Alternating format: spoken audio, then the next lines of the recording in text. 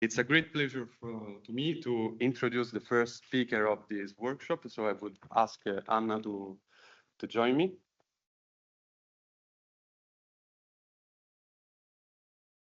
Thank you so much. So Anna Borghi, probably she doesn't need any presentation, but she is a full professor of general psychology at Sapienza University of Rome, and she is also associate researcher at the Institute of Cognitive Sciences and Technologies of Italian National Research Council. She holds a PhD in psychology here at the University of Bologna, when she also works as an associate professor. She leads her own laboratory, and it's a very great pleasure to me to introduce her because I was part of it, the BALAB, Body Action Language Lab, where she investigates the role of perception, action, social interaction in concepts and language. And she also a member of the advisory board of the Abstraction project. She is one of the major experts on abstract concepts, and together with her collaborators, she proposed the word as social tool hypothesis. She published several articles in the field, in international journals, and her last book, The Freedom of Our Words, and I would recommend you, is about how we develop the sophisticated ability to use abstract concepts and how language relies on our interaction with the physical and social environment. Currently, she is the PI of a project about ecological, technological, and gender concepts in their variation across the lifespan, and PI of the ASSO project, the pronunciation is Italian, okay, abstract concepts and social interaction. So about the link between social interaction and abstract concepts processing and use. So the title of her presentation today will be Abstract Concepts, Vagueness, and guess it, social interaction. So it's a great pleasure to me once again, and the stage is yours. Thank you so much. Let me speak. How does it work?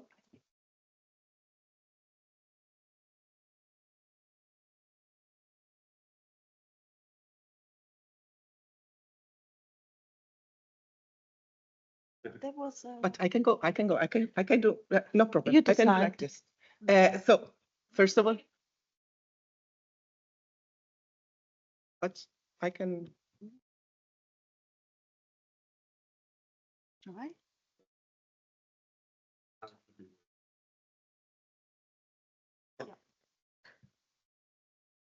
So first of all, thank you so much, Marianna, Caterina, and thank you, Tommaso, for two things, because he gave us as a present that beautiful picture.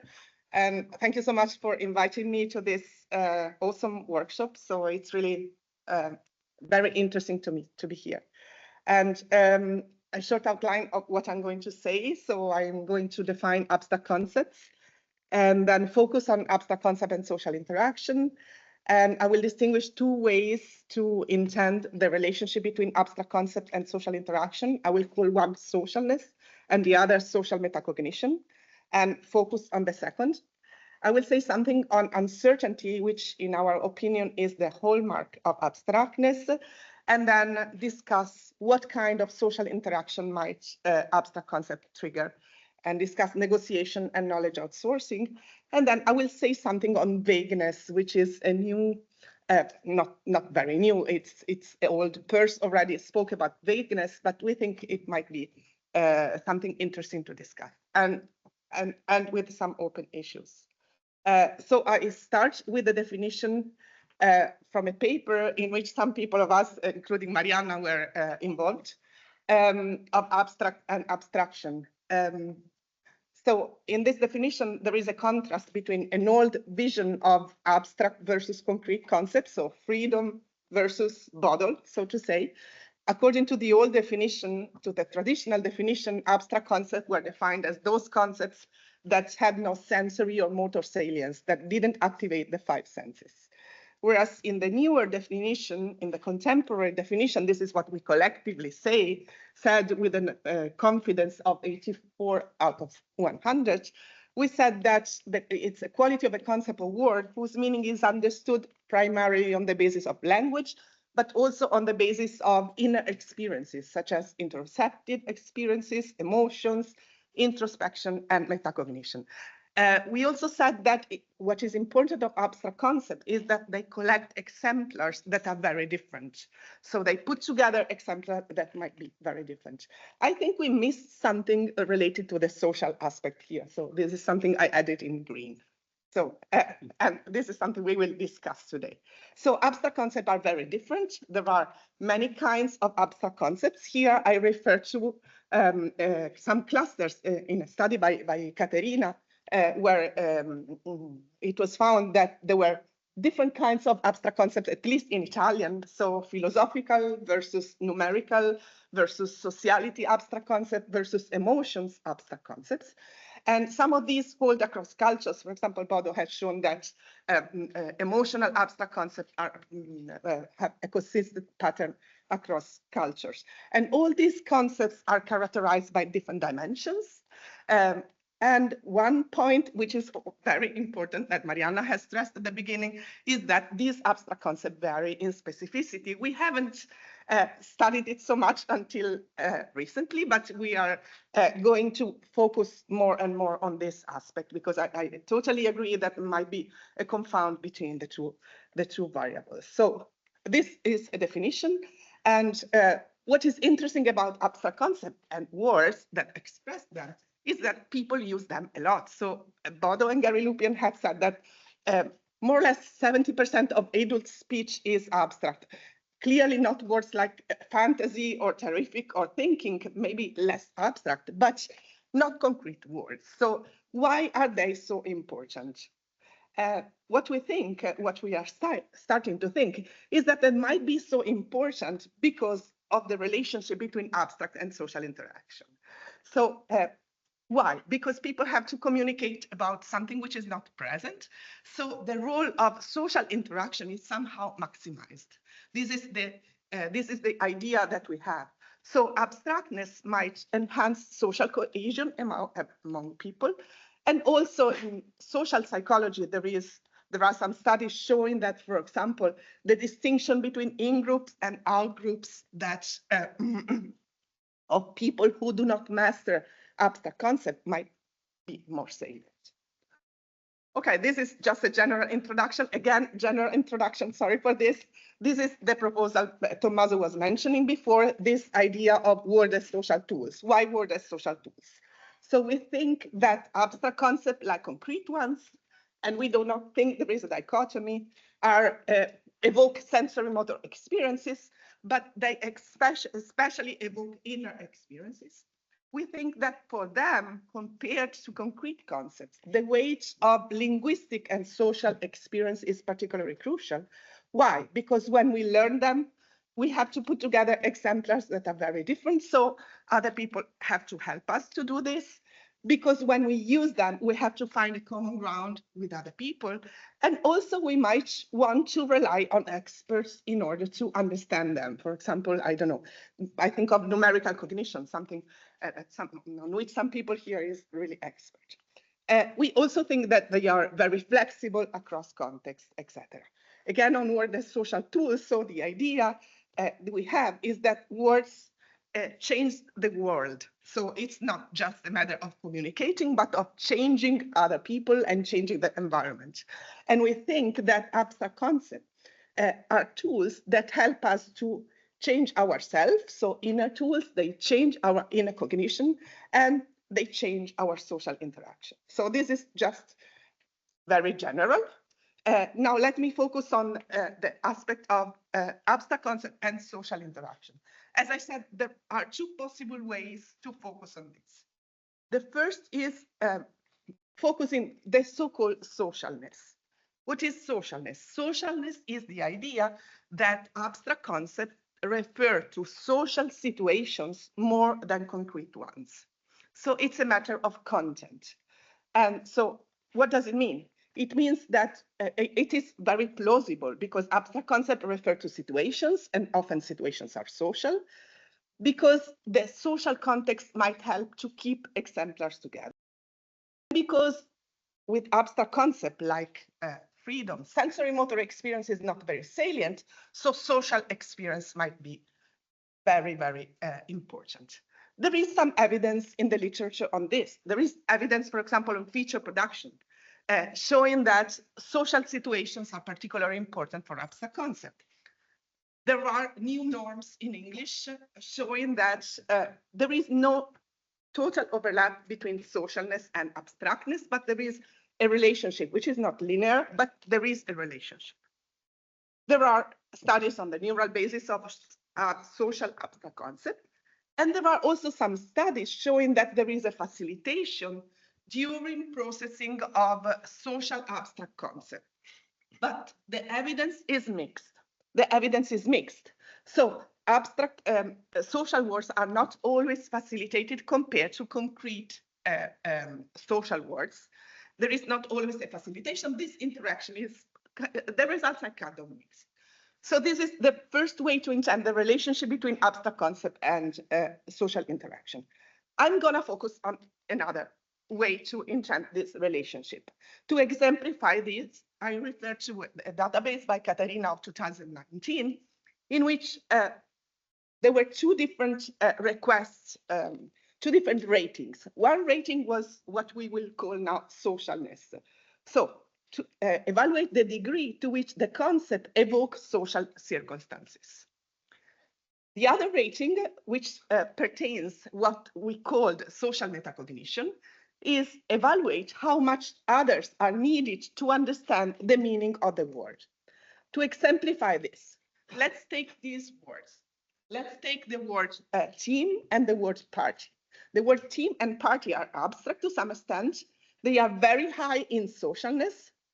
The word number is not very high in socialness, but it is high in social metacognition. So basically, we understand that our knowledge is insufficient and we need others in order to understand it, even if it doesn't totally tap on social situations. I hope this distinction is clear. So on this is based our idea. The idea is the following. We think that in the case of abstract concepts, when we process them, when we use them, and also when we acquire them, we are uncertain.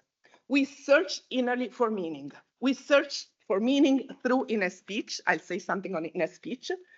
We search in working memory through dialogic inner speech. We talk to ourselves in order to understand what is going on. What does freedom mean? In case this search doesn't work, but the two processes can be parallel, we rely on others. So the first, inner search, and second, social interaction. So I'm focusing now on the first aspect. First aspect, what we call inner social metacognition. Why inner social metacognition? Because we analyze our knowledge, we think it is not adequate, and we talk to ourselves in order to find the meaning of the concept. Which evidence do we have related to this? We have preliminary evidence. So we have evidence showing, for example, that evidence pertaining inner speech. So we found that when people have to decide whether a word is concrete or abstract, if they, during this processing, if they have to continuously repeat a syllable, ta, ta, ta, ta, they have more difficulties with abstract concepts compared with concrete concepts. This is not true if they squeeze a ball, okay? If they squeeze a ball with a hand. So this seems to suggest that inner speech is involved more with abstract concepts than with concrete concepts. It suggests it's not totally true. We have also evidence which didn't come out. For example, this is a study with Johanna Nedergaard, in which we tried, we used the task, which is a task odd one out. So people had 3 images and had to decide whether one was odd. So we, for example, 2 images representing uncertainty, 1 image representing anger, and they had to decide which one was odd. And during the task, they had an interference, verbal interference. So they saw and they heard a sound, and then they had to remember whether the sound had already been pronounced, or they saw an image and they had to remember whether the image had already been seen. So verbal interference, visuospatial interference, and control. And we didn't find an effect of interference on abstract concepts. So was it because this task was not sufficiently disrupted? We don't know. We are working on it with Johan and other people, especially Chiara De Livio, who's here. Yeah, she's here. And Charles Fernhow. We are working on it. What we find as to this uncertainty in the first phase, no? We have consistent evidence pertaining uncertainty. So it seems that abstract concept elicits this uncertainty. This is evidence with ratings. So when you ask people, how much are you confident on meaning of words, we always find that people are less confident in abstract concept, and they more social metacognition means they seem to need others more. And they also think that these words are more open to negotiation. This is an example of some words, for example, conjecture versus egg versus elephant. So a clear distinction that shows that abstract words are less confident.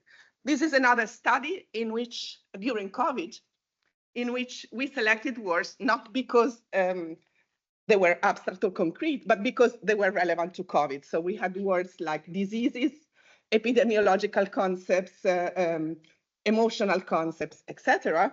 And we, again, asked people to rate them according to a variety of dimensions, including abstractness, concreteness, body-object interaction, and social metacognition and confidence. And again, this is a correlogram. I go very quickly. What is important, please focus on the negative correlations. We found that words with which people interact with the body are less abstract, and people seem to need others more in this case and seem to feel less confident in this case. So basically, what did I say so far? So far, I tried to say that we found across many studies that uncertainty is a hallmark of abstractness. It emerges constantly in ratings. So people are less confident in knowing the meaning of abstract concepts. And we found it also in simulated conversation. I don't know whether Caterina and Mariana are going to present this. We did also some work together. So in some simulated conversation, it seems that there are more repairs, more uncertainties, etc. Okay, so this was the first part, no uncertainty, this inner part. I try to speak to myself. Does inner speech play a role? We are working on it, and we are certainly more uncertain. And we are uncertain, and what do? We try to ask to others. This is our idea. So if I am certain, I try to rely on other people. How do I rely on other people? I might ask them, or I might negotiate with them. Okay, we think that in order to understand this is a paper we wrote together with some people in Aarhus and some people in Poland. What is important, we think, is to use interactive methods. So we are trying to shift toward interactive methods. We are not very good in that, so we are trying our best. So we are, okay. I'll do some examples of some interactive studies we did. This is very simple study we did some years ago. It's not really theoretically deep, but it is an analysis of the interactions of mothers and child from a database in which we coded real mother-child interactions and analyzed the words that emerged in children, in infants, so to say, until 24 months. And indeed, and then we coded these words according to the MacArthur-Bates Communicative Development Inventory, CDI, and according to abstractness level. And indeed, we found that there were categories of words, the green ones that are more concrete, like beverages, for example. Orange, we coded that in the middle, and blue, they are more abstract, like time, assertions, etc. And what did we find? We found this interaction time with this interaction task that people do not pronounce words like freedom or justice or terrific. They do pronounce words like all done or all gone. This is already abstract to some extent. And we found that there is a development with age. And as you can see, abstractness emerges with age. This is just an example of an interactive task. We think it's better than asking parents questionnaires to parents, etc. Studying directly interaction. We did also a study. I'm not good in this, so please no questions on this. People say that a thermal imaging study, So we are told that the higher involvement of the parasympathetic and the lower of the sympathetic system means that children, in this case, they were 5 years old, they tend to be more uncertain and want to continue, for example, a conversation. This was not an interactive task, it was a lexical decision, but it seems that with this physiological analysis, it seems to suggest that people with abstract concept compared to concrete one want to continue to say something else. Another interactive task, again, we had good results, not terrific results, I must say. So not terrific. So in this task, this is a guessing task with agents.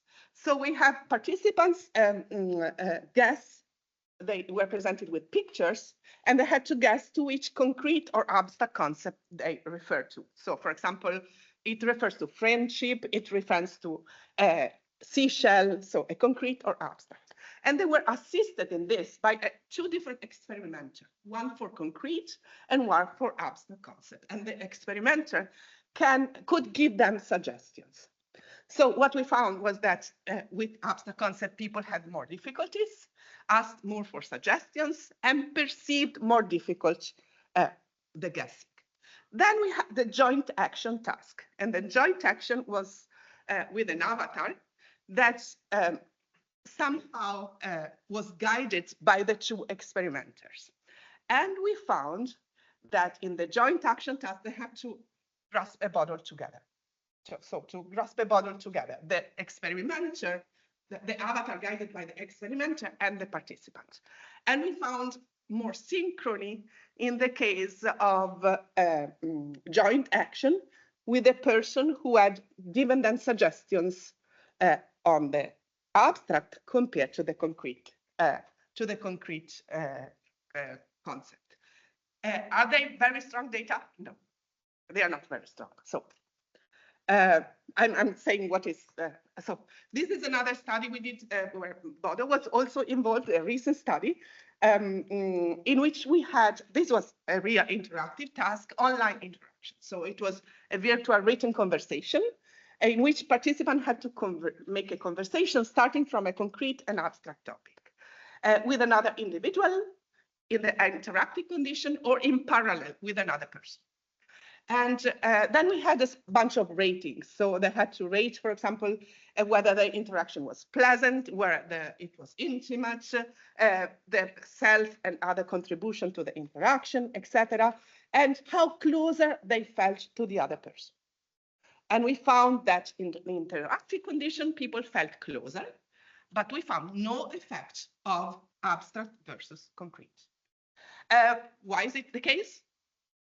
We don't know. Certainly, it doesn't emerge in ratings. What we miss, we didn't analyze the content of conversation. And this is one of the reasons why it's really important for us for us to discuss it here. So how do we get the concept? Because you might start from an abstract concept and then go somewhere else, or maybe the abstract character of the word doesn't influence the whole conversation. So this is an important point to discuss. Okay, so far, what did I try to say? I tried to say with more abstract concepts, people are less confident, more uncertain, and tend to rely more on others. But do people tend to rely on others in order to ask them something or to rely on their knowledge? And we have some recent studies that focus on ecological and technological concepts that might, to some extent, address this question. So the study compared technological concepts like Wi-Fi and ecological concepts like pollution with other concepts like natural and geographical. But we compare them with standard abstract and concrete concepts. So let's see, they are just ratings. 39 dimensions of ratings. So let's see. In the first panel, you can see the distinction between ecological, technological, and abstract and concrete. You can see that people evaluate ecological and technological concepts are quite abstract and very different from concrete. These are abstractness ratings. And if you compare here in the second panel with the different kinds, the typical different kinds of abstract concepts, for example, ecological concepts are quite abstract, are abstract as philosophical concepts. So they are perceived as quite abstract. And this is interesting to us. Let us look at the ratings again of the metacognitive dimension. So of the dimension referred to confidence in knowing, confidence in whether there is an expert who knows, need of others, and need of experts, okay? So what did we find? Let's look at the ecological concept. They are the red ones. Okay, people seem to need a lot of others compared to the other concepts, seem to need a lot experts, but that they are not confident in their knowledge, and this makes sense, but they are not confident in what expert knows as well. So, whereas the opposite is true for technological concepts. Technological concepts are more precise, So if you look at the technological concept, they are the blue ones. They are the blue. People seem to, these are younger people. Then I'll say something on older people because we are doing it with older people as well. Younger people seem to be very confident in knowing what Wi-Fi is or knowing technological concept. They are very confident in what experts know, but and they seem to need other less. Okay, let's see what older people say. Let's look just at confidence. So older people are the blue ones with the more marked plot. Okay, the plot which is more evident. As you can see, older people compared to younger people in the blue. I cannot point. Okay, the blue ones there. The older people are less confident in their knowledge of technological concept, which makes a lot of sense. People above 65. But the confidence in what experts know is not much lower than the other cases. So we thought, but these concepts are, maybe they are more determined. Their meaning is more determined, less vague than other concepts. So people tend to rely on experts more. So this is the basis of the last point I'm going to make and discuss some studies on this, which is this idea of vagueness. So we think that aside from abstractness and concreteness, there might be a distinction between concepts that the meaning of which is more determined, like, for example, number, like, for example, ANOVA, I don't know, or versus abstract concepts, the meaning of which is more vague, like freedom. And we think that both are acquired they evolve socially, they are acquired socially, etc. But the social dynamics they trigger later, once they have been acquired within a given culture, might differ. In one case, you might rely on expert, want to rely on expert or become expert. In the other case, you might instead want be satisfied with a meaning which is not very precise. This is the idea. So to summarize what I tried to say. So with abstract concept, you tend to monitor more and you tend to ask more others. Okay, when you use abstract concept, what can you do? You can co-build the meaning with others. And it is possible that this is more, happens more with concepts that are vague, okay? So we don't need it so much with number. With number, we have a clear definition. So in the case of number or in the case of exponential growth, instead of negotiating the meaning, I might need more to ask to another person, rely on another person, or become an expert myself. So that's the idea. This is a preliminary study. We have submitted a part of this study. It's with Chiara, who's there, to Cogshi, so we don't know how it will go. And the other part of the study is in preparation. It is an interactive study. So we had pairs. We had a student who was interested in romantic versus non-romantic pairs. So we had romantic versus non-romantic pairs interacting. So they discussed together. And they wore glasses. And these glasses captured the eye contact between the two people. And we also will examine the conversation. So they had to create a post together pertaining a concrete or an abstract concept, vague and non-vague. So they were actually vague, abstract, determined concrete and determined abstract. And so then we had them rate the perceived interaction, and we measured eye contact. And we will do an analysis of conversation, so we hope to get some suggestions here. There is some people like Riccardo who are very good in this. So, okay. So ratings on some words taken from Caterina's database. So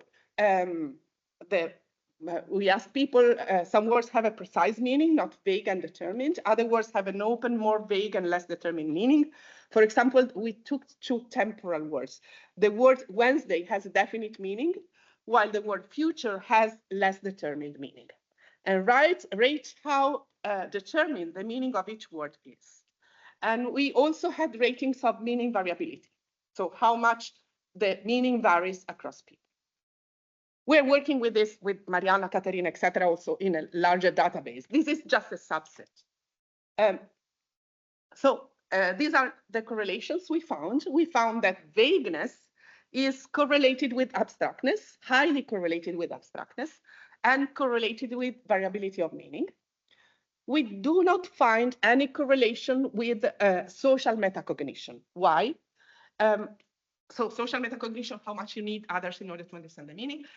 We hypothesized because all the data were taken from an abstractness database. So they were not really real concrete words. I would call them concrete, but they were the most concrete among abstract words. Okay, and then what did we find? So let us analyze the ratings on which the interaction is perceived. We didn't find any effect of intimacy, but we'll find something on intimacy later. Let me focus on one specific rating, which is how much participants perceive the task as difficult. Okay, so we found that in the case of determined concrete concepts, they were evaluated as less difficult than vague abstract concepts. So in the case of vague abstract concepts, probably the difficulty lied in the necessity to co-build the meaning. That's one possibility. Participants perceived interactions as less difficult when they judge themselves and their partner as experts, which makes a lot of sense.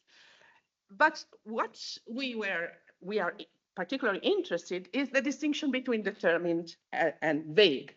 It's a preliminary study. We want to go deeper into that. Yeah? So with determined abstract concept, people seem to focus on expertise. So participants found the interaction to be more difficult when there was a mismatch in expertise. So they seem to focus on expertise. When I tend to overestimate Tommaso's experience, I tend to underestimate my experience. In that case, I perceive the interaction more difficult. So basically, with determined abstract concept, like sum or number, people focus on expertise. Whereas with vague abstract concept, they focus on co-building. So they perceived that the level of contribution of the two people is more important in the case of abstract concept. Okay, let us look at the eye contact. we still do not have, the work is in progress, analysis of how the eye contact varies dynamically during the conversation. This is just a chi-square on raw data. So how much eye contact you have in one case and in the other. As you can see, romantic couples exchange, so have more eye contact than couples of strangers. Within couples of strangers, we found less eye contact with determined abstract concepts. And this makes sense. It is compatible with the idea that people feel more uncertain and need others and their expertise more. Could be, so I need you, so this is compatible with this idea. So I try to discuss some open issues and also to summarize. So I focus on abstract and concrete concepts and social interaction. First, I said that there are some studies on socialness and they might be important, but the evidence is not strong. So it doesn't seem that socialness affects so much abstractness. In our data, we found that with abstract concept, we seem to need others more. And we always find that people seem to be less certain. So this metacognitive dimension is this, we can say that the data are reliable. Some open issues remain, many open issues, which is the role of inner speech. So we found mixed evidence pertaining inner speech. We are working on it. So what might be the role of inner speech? For example, do I prepare myself to ask to another person through inner speech, or do I process the meaning of the term innerly? And also, the big question is when and why do we rely on others once we have acquired abstract concept? We might rely on others in order to negotiate the meaning.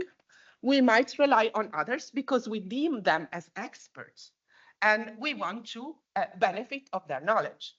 And it is possible, so these are really questions, so it's something we want to investigate in the future. So it's not, well, I cannot say anything really definite. It is possible that with more vague abstract concept, people are induced to negotiate more, whereas with determined abstract concept, people tend to outsource more. That's a possibility. Other interesting questions that related to what we will discuss in the afternoon. So AI experts. So outsourcing, does it differ whether I interact with ChatGPT versus with another person? So we think it's important to have further evidence on this. And we think it's important to go on with interactive tasks and become better, for example, at investigating the conversational dynamics, which is the title of this. So this is, I report something I wrote because I wouldn't be so good in saying it. I said I wrote something on abstract concept because that justifies why I think that is important, that abstract concepts are important. I would write it a little bit different now, and I will say. So more than with other kind of words, with abstract ones, we are free to build their meaning, going beyond what is predetermined and given. This building process doesn't occur on its own. We can create new words, but need others to support us and share meanings, insert constraints, contrast, and conflict with us. More than other words, abstract words highlight how meaning is socially constructed. So far, I believe all this until now. So it's 1 year has passed. More than other words, they show that words can make us free and that we become free together with others. That's okay. That's. But the idea is, does it happen with all abstract words? Certainly, one variable to consider is specificity. We are interested also in this aspect of vagueness. So how determined is the meaning of a word? So when it's more determined, you might rely on others to understand what it is. When it's less determined, you might do something different. So to summarize the outline, I defined abstract concepts. I try to speak about abstract concept and social interaction. I distinguish socialness and social metacognition. I said that uncertainty is one important hallmark of abstractness. I said that the dynamics, the social dynamics that abstract concept might trigger are on one side negotiation, on the other side outsourcing of knowledge. There is this literature on community of knowledge, which is very relevant and interesting to us. And I introduced this idea of investigating vagueness, so the distinction between vague and determinate abstract concept or concepts overall. And that is all. And I would like to thank you a lot of people, especially people in Ballab. So Chiara Fini, Mattia Gervasi, Claudia Mazzuca, Elena Falcinelli, Fernando Maggio, Chiara De Livio, Federico Darold, Luca Tommolini, and also people who have been there for some time. Right.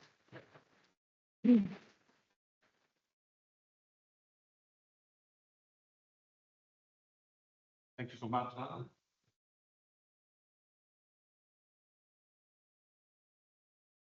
Thank you so much to think out of it. So I think probably people would need some time to formulate a question, but I would like, okay, there is already a question from Federico.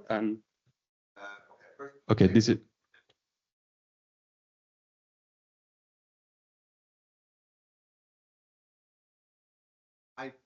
Thanks. Sorry. I was saying I'm a bit puzzled by the concept of vagueness because I sense that it's a combination of